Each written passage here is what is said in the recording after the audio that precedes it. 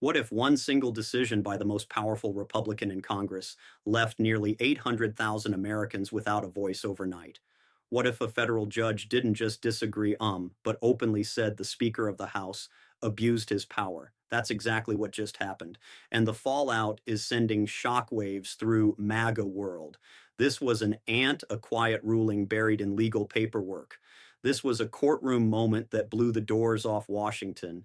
In a stunning showdown, Mike Johnson walked into court confident and walked out politically exposed. The judge didn't soften the blow. He used words so severe that legal experts are calling it one of the most damaging rebukes a sitting speaker has faced in modern history. And within hours, MAGA influencers, insiders, and allies began turning on each other. Now the movement is split, angry, and searching for someone to blame. Was the judge the enemy, or did Johnson cross a line he going to come back from?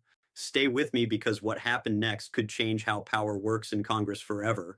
What made this moment explode across political media wasn't just that Mike Johnson lost in court, it was how badly he lost. Federal judges are famously cautious with their words. They don't grandstand, they don't insult, and they almost never use emotionally charged language towards sitting government officials. That's why this ruling hit like a political earthquake. The judge didn't hide behind legal technicalities. Instead, he openly called Johnson's actions constitutionally indefensible and a flagrant abuse of authority. Those are not routine phrases. Those are career-damaging words. To put this simply, judges usually say this argument fails or the court disagrees. What they do not do is accuse the Speaker of the House of abusing power in plain English. That kind of language signals something very serious. The court believed Johnson didn't just make a mistake, he crossed a line he knew existed. Legal experts immediately pointed out that this wording leaves almost no room for spin, appeals, or excuses. It tells the public that the judge saw this as a clear violation, not a gray area. And here's where the drama really kicks in. When a ruling sounds this harsh, it sends a message beyond the courtroom. It tells lawmakers, party leaders, and even voters that the behavior wasn't just questionable, it was unacceptable under the Constitution. That's why MAGA world reacted so violently. You can argue with a technical loss. You can easily defend being accused of abusing power by a federal judge. This wasn't a quiet legal defeat buried in paperwork. It was a public humiliation delivered in language designed to be understood by everyone. And once those words hit the record, the political damage was already done. At the heart of this courtroom disaster was one fatal mistake. Mike Johnson acted as if the Speaker of the House has personal unchecked power. That assumption is exactly what the judge rejected forcefully. The U.S. Constitution does not give one individual the authority to decide who gets representation in Congress. Power like that belongs to the entire House, not one politician, no matter how powerful his title sounds. This is where Johnson's argument completely collapsed. He claimed that as Speaker, he had broad discretion to delay or block the seating of a duly elite member. But the Constitution is very clear. Elections are judged by the full body of Congress through established procedures, committees, and votes, not behind closed doors, not by personal preference, and definitely not because it results politically inconvenient. The judge made it clear that Johnson didn't just bend the rules, he ignored them entirely. Think about how dangerous that logic would be if it were allowed to stand. If one speaker can block a Democrat today, what stops a future speaker from blocking Republicans tomorrow? That's why the court stepped in so quickly. This wasn't just about one seat. It was about stopping a power grab before it became a precedent. The judge essentially said, this is not how representative democracy works. And that's what made this ruling so explosive. Johnson wasn't accused of misinterpreting a technical rule. He was accused of cutting out the democratic process itself. Courts are especially sensitive to that kind of behavior because once individual officials start acting alone, checks and balances begin to crumble. In simple terms, Johnson tried to play king, and the Constitution reminded me, isn't it one? This is the part of the story that made the judge act fast and made the backlash so intense because this case wasn't just about politics or party games. It was about real people losing their voice in government. When Mike Johnson blocked a duly lead member from being seated, he didn't just target one politician. He effectively cut off representation for nearly 800,000 Americans in a single stroke. Think about that for a moment. Hundreds of thousands of voters showed up, cast their ballots, followed the rules, and won their election only to be told their voices didn't count. No vote on the budget, and no say in major legislation. No representation during critical debates that directly affect their lives. In a representative democracy, that's not just a problem. That's a constitutional emergency. Judges take this kind of harm extremely seriously because every day without representation causes irreversible damage. Laws get passed, budgets get approved, decisions get locked in. You can't rewind that time. And the judge made it clear that Johnson's actions didn't just inconvenience voters, they actively denied them their constitutional rights. That's why the court didn't drag this out. For months, speed mattered. This also shattered one of Johnson's key defenses. He tried to frame this as a temporary delay, something minor that could be sorted out later, but the judge wasn't buying it.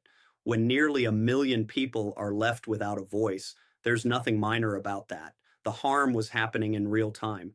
And this is where the moral weight of the ruling really landed. You can argue about procedure, you can argue about power, but once the focus shifts to silence voters, the argument collapses. That's when this case stopped being political and became undeniable. This is where the case went from bad to absolutely devastating for Mike Johnson. Courts don't just look at what someone did, they look at why they did it. And in this ruling, the judge made a finding that shattered Johnson's entire defense. This wasn't about election integrity or caution. It was about raw political advantage. According to the judge, the evidence showed that Johnson's decision to block the elected member wasn't driven by unanswered questions or legal uncertainty. It was driven by vote math. By keeping that seat empty, Johnson protected his party's narrow margins during crucial votes. That distinction matters more than almost anything else in constitutional law. When an official acts for partisan gain, courts stop giving them the benefit of the doubt. This is why the ruling hit so hard. If Johnson had been able to argue uncertainty, confusion, or procedural delay, he might have survived politically. But once a judge says the motive was to manipulate outcomes, the argument collapses. That's no longer a policy dispute. That's an abuse of power, and judges are trained to shut that down immediately. Even more damaging, this finding stripped away the MAGA talking point that this was about protecting democracy. A court essentially said the opposite. Democracy was the victim, not the excuse. That's a brutal reversal, especially for a movement that constantly claims moral high ground on elections. This is also why the backlash inside MAGA became so vicious. Once the ruling framed Johnson as acting out of self-interest, he stopped looking like a warrior and started looking like a liability. Some defended him, others turned on him instantly, but none of them could erase what was now written into the legal record. Because when a federal judge says your actions were politically motivated, that label sticks. One of the most damaging parts of this entire saga wasn't the criticism for Democrats or liberal commentators. It was who agreed with the judge.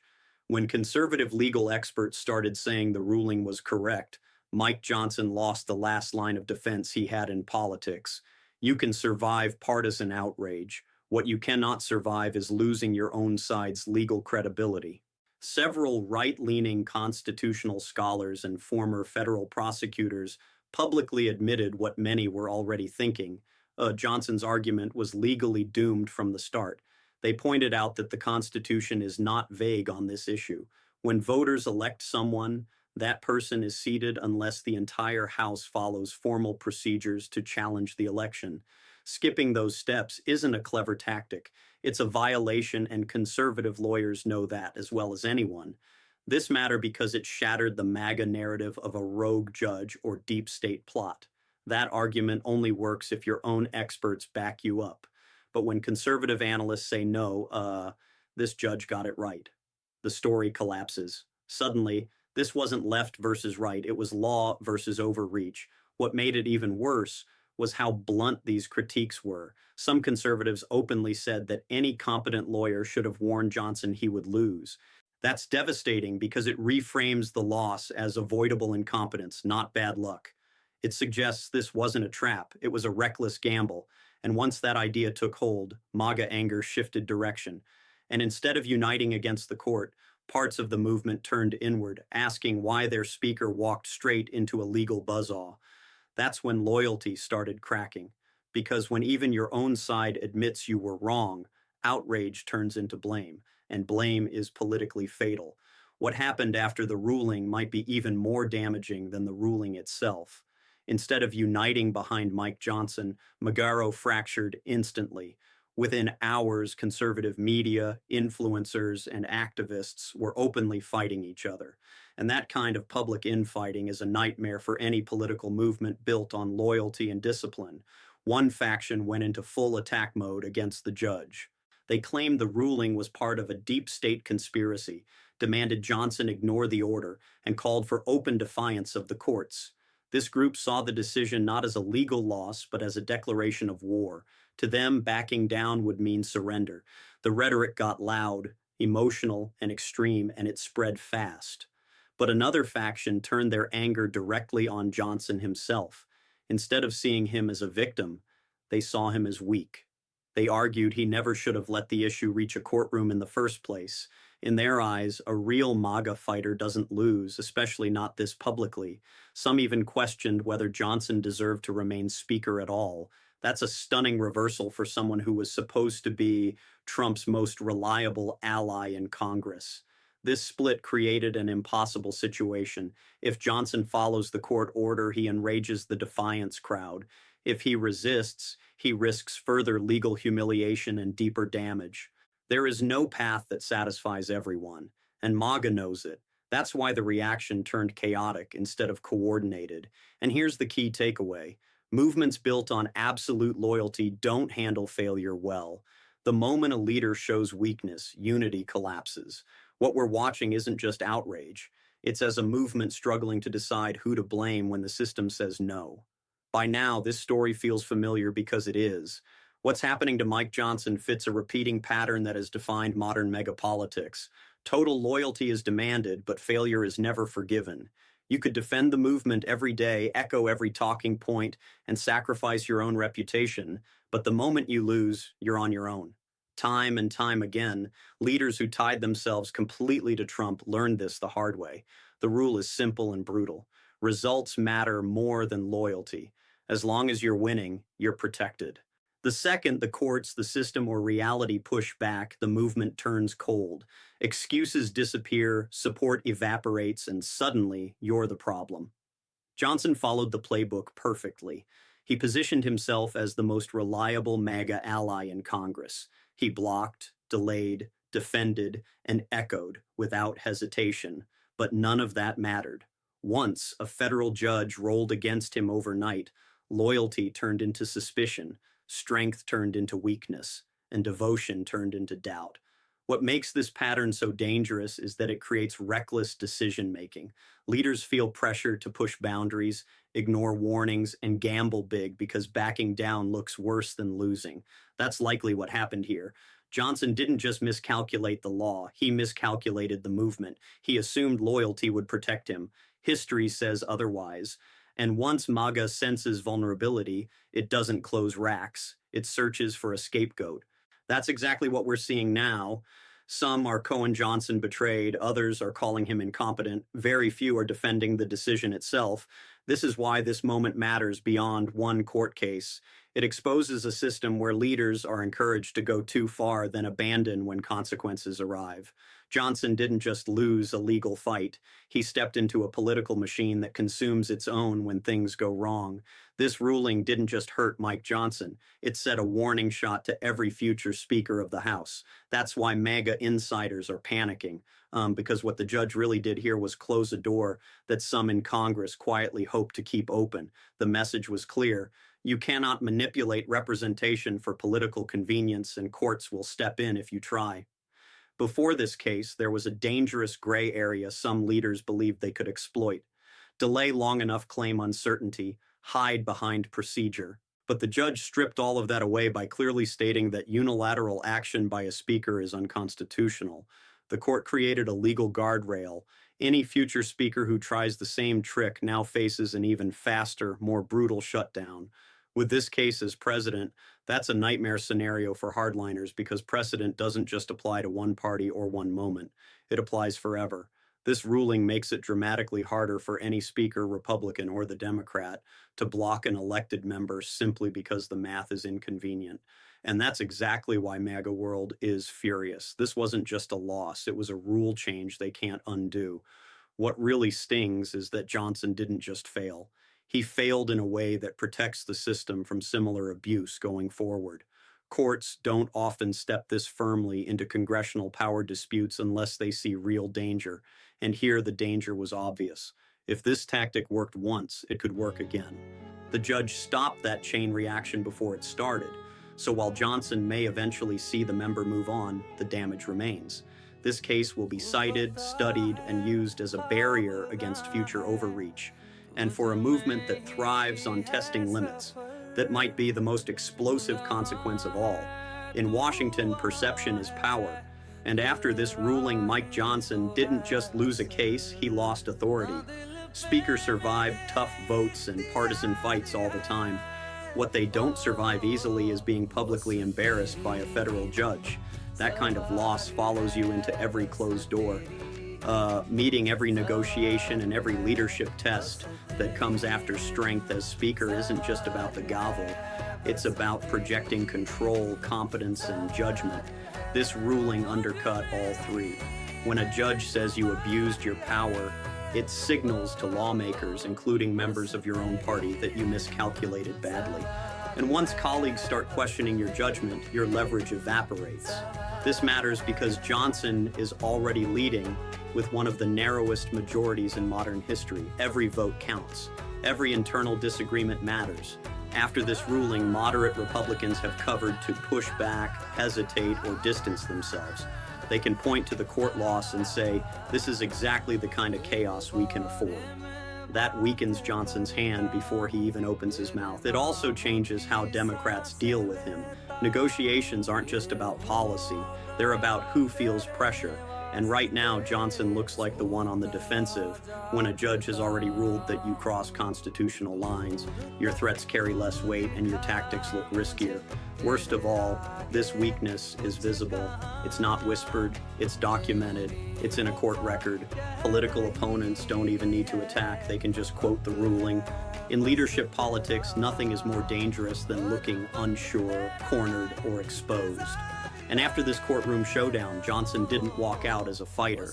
He walked out as a speaker whose authority suddenly looks fragile.